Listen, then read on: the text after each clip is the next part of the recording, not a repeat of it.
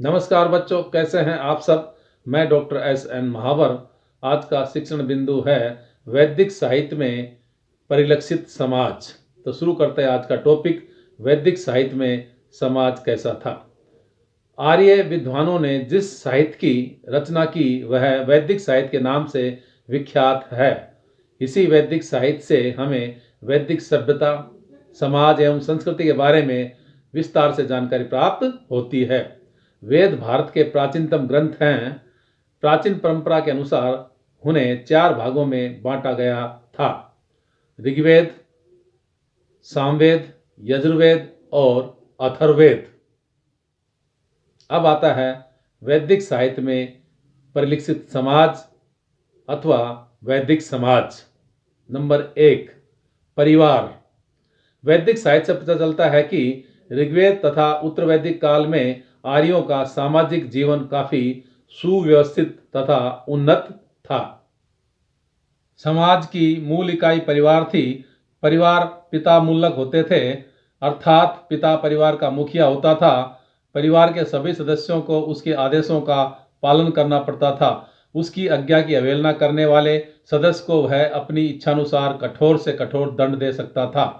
परिवार के मुखिया होने के नाते परिवार के सभी सदस्यों का लालन पालन का ध्यान रखना पिता का मुख्य कर्तव्य था। नंबर 2, स्त्रियों का स्थान। परिवार में पुरुष की प्रधानता होते हुए भी वैदिक समाज में स्त्रियों को सम्मानित स्थान प्राप्त था। परिवार में भी स्त्रियों का स्थान उच्च था। वे पति की अर्धांगिनी तथा गृह स्वामिनी मानी जाती थी। पत्नी ही घर है, पत्नी ही गृहस्थी है, पत्नी आनंद है। जहाँ स्त्रियों का सम्मान होता है वहाँ देवताओं का निवास होता है आदि का प्रमाण हमें वेदों के अनेक मंत्रों में मिलता है। स्त्रियां यज्ञ तथा धार्मिक उत्सवों में स्वतंत्रता पूर्वक भाग लेती थी। वैदिक काल में पर्दा प्रथा का प्रचलन नहीं था।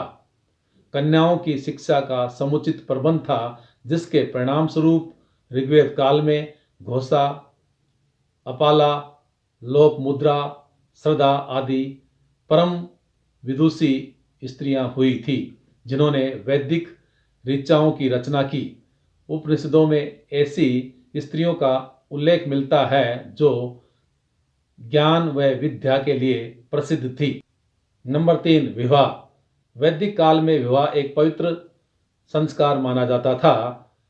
आर्यों में पारिवारिक सुख समृद्धि एवं सुरक्षा तथा लौकिक एवं पारलौकिक शांति के लिए संतान उत्पत्ति की तीव्र कामना ने विवाह को अनिवार्य बना दिया था। इसके अलावा समस्त सामाजिक कार्यों में पति पत्नी दोनों की उपस्थिति आवश्यक समझी जाती थी। इस वजह से भी विवाह ने एक अनिवार्य संस्था का रूप धारण कर लिया था। आज के समाज की भांति दोनों पक्षों के लोग लड़के लड़की की चारित्रिक, शारीरिक एवं सामाजिक स्थिति की जानकारी प्राप्त कर लेते थे।